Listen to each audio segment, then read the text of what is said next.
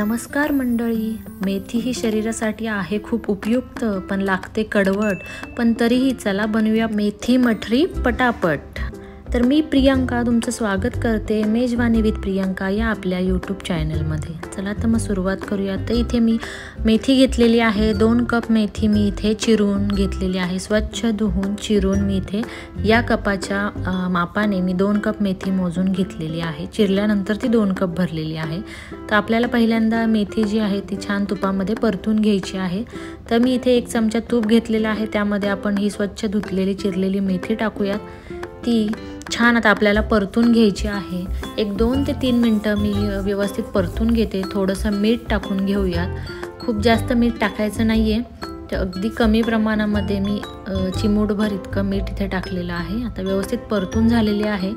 आपण आता कणिक मळायची आहे. त्यासाठी मी इथे घेतलेलं आहे 1.5 कप गव्हाचं पीठ. आपण गव्हाच्या पिठामध्ये करणार आहोत, इथे मैद्याचा वापर करायचा नाही आहे. त्याचबरोबर मी इथे घेतलेला आहे पाव वाटी रवा. तर 1.5 कप गव्हाच्या पिठाला मी इथे पाव वाटी रवा घेतलेला आहे.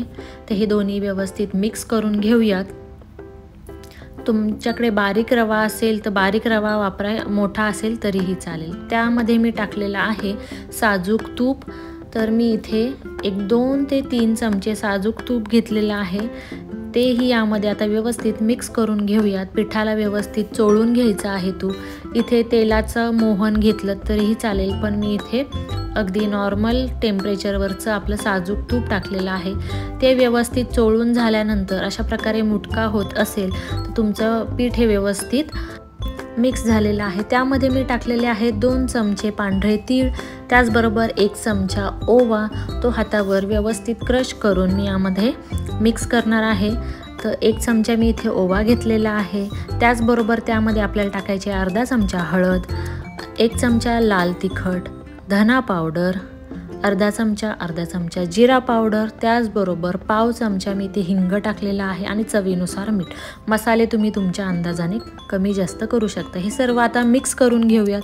मिक्स झाल्यानंतर आपल्याला आपण जी मेथी परतून घेतलेली आहे ती मेथी यामध्ये टाकायची आहे. तर ती मेथी मी इथे सर्व आता मिक्स करून घेते. तर हाताच्या साहाय्याने मी एकदा याला सर्व मिक्स करून घेणार आहे. मिक्स झाल्यानंतर आपल्याला इथे थोडे थोडे पाणी टाकून हे सर्व पीठ जे आहे ते मळून घ्यायचे आहे. तर मी इथे थोडे थोडे पीठ टाकून घट्ट असा गोळा इथे मी मळून घेणार आहे. आपण ज्याप्रमाणे कणिक मळतो त्याप्रमाणे मी इथे पीठ जे आहे ते व्यवस्थित मळून घेते. मळून झाल्यानंतर तुम्ही बघू शकता मी अशा प्रकारे पीठ जे आहे ते मळून घेतलेलं आहे. खूप पातळही नाही आणि घट्टही नाही. आणि आता आपण हे अर्ध्या तासासाठी झाकून ठेवूयात. अर्ध्या तासानंतर मी इथे घेणार आहे कॉर्नफ्लोअर. तर मी इथे 3 चमचे कॉर्नफ्लोअर घेतलेला आहे.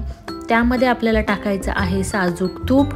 तर जितकं तुम्हाला लागत असेल मिक्स होण्यासाठी त्यानुसार तुम्ही साजूक तूप टाकू शकता. तर इथे मी 4 चमचे साजूक तूप घेतलेलं आहे. ते व्यवस्थित मिक्स करून अशा प्रकारे कॉर्नफ्लोअरचा साठा मी इथे तयार करून घेतलेला आहे. तर अर्ध्या तासाने आपलं पीठ देखील व्यवस्थित भिजलेलं आहे. रव्याला भिजण्यासाठी एक वेळ द्यावा लागतो, तर तो वेळ आपण दिलेला आहे. रवाही आपला छान व्यवस्थित फुगलेला आहे आणि तुम्ही बघू शकता कणिक ही मस्त अशी आपली भिजलेली आहे. तर इथे मी 4 समान आकाराचे गोळे करून घेते. तर आता हे उंडे जे आहेत ते आपल्याला व्यवस्थित लाटून घ्यायचे आहेत.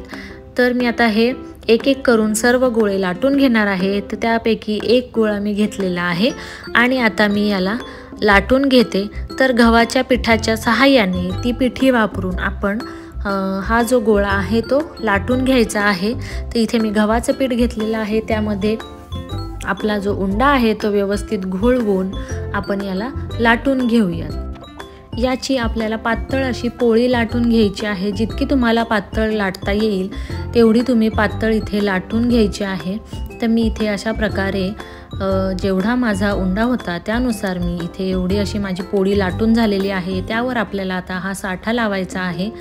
तर थोडासा साठा मी इथे घेते आणि आता तो आपण व्यवस्थित इथे या पोळीला पसरवून घेऊयात. मी सर्व बाजूने व्यवस्थित लावून घेते. अशा प्रकारे जेवढा साठा हवा आहे तेवढा तुम्ही टाकून व्यवस्थित याला पसरवून घ्यायचं आहे. आणि त्यानंतर आपल्याला एका साईडने अशा प्रकारे याला फोल्ड करत करत पूर्ण आपली जी पोळी आहे ती फोल्ड करून घ्यायची आहे। तर मी अशा प्रकारे सर्व पोळी जी आहे ती फोल्ड करून घेते आणि अशा प्रकारे तुम्ही बघू शकता खूप जास्त याला प्रेस करायचं नाही आहे, हलक्या हाताने मी याला व्यवस्थित फोल्ड करून घेतलेलं आहे। तर अशाच प्रकारे मी राहिलेल्या उंड्यांची ही पोळी जी आहे ती लाटून घेते। त्याचबरोबर आपण इथे मैदा न वापरल्यामुळे मुलांसाठी छान असा स्नॅक सुद्धा इथे तयार होतो। हे पहा मी दुसरा उंडाही करून घेतलेला आहे। तर आपण जी सुरुवातीला पोळीचा रोल करून ठेवला होता ती पोळी मी यावर ठेवलेली आहे। ती पोळी मी यामध्ये रोल करून घेणार आहे। एक रोल घेतला तरीही चालेल, अशा प्रकारे केलं तर आणखी लेयर तुमच्या मठरीला येतील, त्यासाठी अशा प्रकारे तुम्ही करू शकता। किंवा पोळीवर पोळी ठेवलीत आणि ती फोल्ड केलीत तरीही चालेल। तर अशाच प्रकारे मी 2 रोल इथे करून घेतलेले आहेत आणि आता हे रोल आपल्याला कट करून घ्यायचे आहेत। तर एक अर्धा इंच इतके मी इथे रोल जे आहेत ते इथे थोडे थोडे करून कट करून घेणार आहे। तर हे पहा अशा प्रकारे मी सर्व रोल इथे कट करून घेतलेले आहेत। त्यातला एक रोल मी इथे घेत आहे आणि तो आपल्याला आता लाटून घ्यायचा आहे।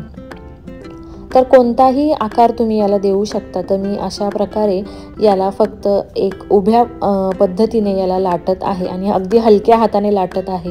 त्याच्या ज्या लेयर्स आहेत त्या आपल्याला खूप जास्त दाबायच्या नाही आहेत। तर अशा प्रकारे मी सर्व मठरी इथे लाटून घेणार आहे। तर मी तुम्हाला 1-2 मठरी लाटून दाखवते। तर हे पहा दुसरी ही मठरी मी अशाच प्रकारे लाटलेली आहे।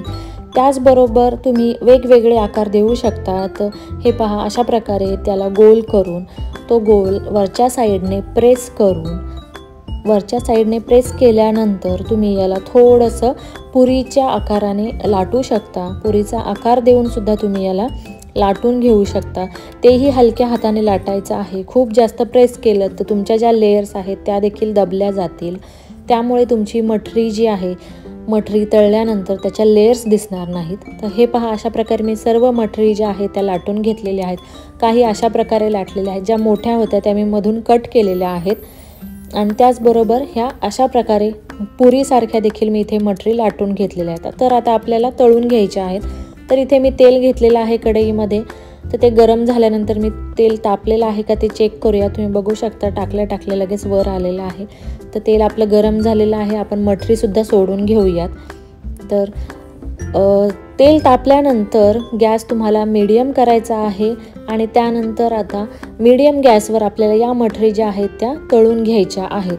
तर मीडियम गॅसवरच तळून घ्या। फुल गॅसवर तुम्ही तळल्या तर त्या आतमध्ये कच्च्या राहू शकतात। त्यांना जो क्रिस्पीनेस हवा आहे तो येणार नाही, तो कुरकुरीतपणा येणार नाही। त्यामुळे अशा प्रकारे तुम्ही मीडियम गॅसवर तळून घ्यायच्या आहेत। आणि हे पहा आपल्या मठरी ज्या आहेत त्या मस्त अशा तळून झालेल्या आहेत। तर मी आता इथे ह्या मठरी काढून घेते। त्याचबरोबर आपण ज्या पुरीसारख्या ज्या मठरी केल्या होत्या त्या देखील मी तळून घेते। तर त्या देखील अशाच प्रकारे मीडियम गॅसवर तेल तापल्यानंतर तो गॅस मीडियम करून या मठरी शेवटपर्यंत तळायच्या आहेत। तर हे पहा ह्या देखील मठरी आपल्या तयार झालेल्या आहेत। तर कशा वाटतायत तुम्ही नक्की सांगा। आणि तुम्ही लेयर्स बघू शकता, काय सुंदर लेयर्स आलेले आहेत आणि याचा क्रिस्पीनेस बघू शकता आणि अगदी हातावरती चुरा होत आहे। मेथी मठरी विकत देखील मिळते, पण यामध्ये तुम्ही घरी बनवल्यानंतर तुम्हाला माहीत आहे तुम्ही यामध्ये काय जिन्नस टाकलेले आहेत, त्यामुळे तुम्ही निर्धास्तपणे खाऊ शकता। ही मठरी तुम्हाला कशी वाटली ते नक्की सांगा। व्हिडिओ आवडला असेल तर व्हिडिओला लाईक करा, शेअर करा, सबस्क्राईब करा। धन्यवाद।